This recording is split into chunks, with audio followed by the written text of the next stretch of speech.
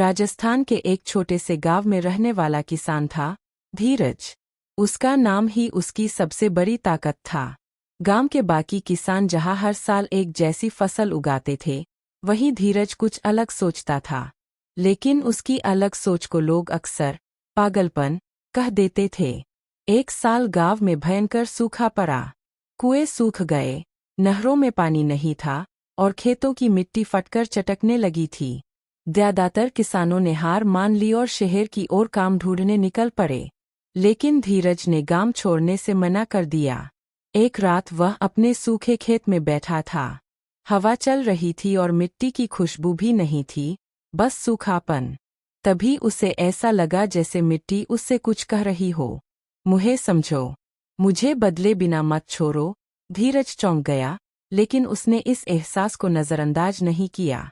अगले दिन से उसने एक नया प्रयोग शुरू किया। उसने खेत में गहरे गड्ढे खोदे और उनमें पुराने पत्ते, गोबर और रसोई का कचरा डालकर छक दिया। गांव वाले हंसने लगे, यह खेत नहीं, कचरे का ढेर बना रहा है। लेकिन धीरज रुका नहीं। उसने बारिश के पानी को जमा करने के लिए छोटे छोटे तालाब भी बनाए।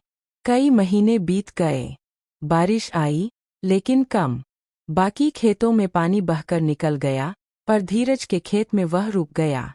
धीरे धीरे मिट्टी बदलने लगी, उसमें नमी आने लगी और छोटे छोटे कीड़े फिर से दिखने लगे। कुछ ही समय में उसके खेत में हरी हरी फसल उगने लगी, जबकि आसपास सब कुछ सूखा था।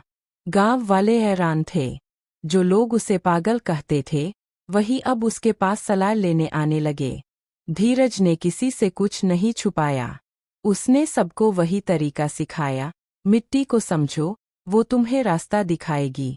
कुछ सालों में गांव की तस्वीर बदल गई। जहां पहले सूखा और निराशा थी, वहां अब हरियाली और उम्मीद थी। धीरज ने कोई जादू नहीं किया था, उसने बस प्रकृति की आवाज़ सुनी थी। एक दिन गांव के बच्चे उससे पूछने लगे, चाचा, आपको कैसे पता चला कि मिट्टी क्या चाहती है? धीरज मुस्कुराया और बोला, जब तुम मेहनत के साथ दिल से सुनते हो, तो हर चीज़ बोलती है, बस सुनने वाला चाहिए। उस दिन के बाद गांव के लोग सिर्फ खेती नहीं करते थे, वे मिट्टी से बात भी करते थे। सीएं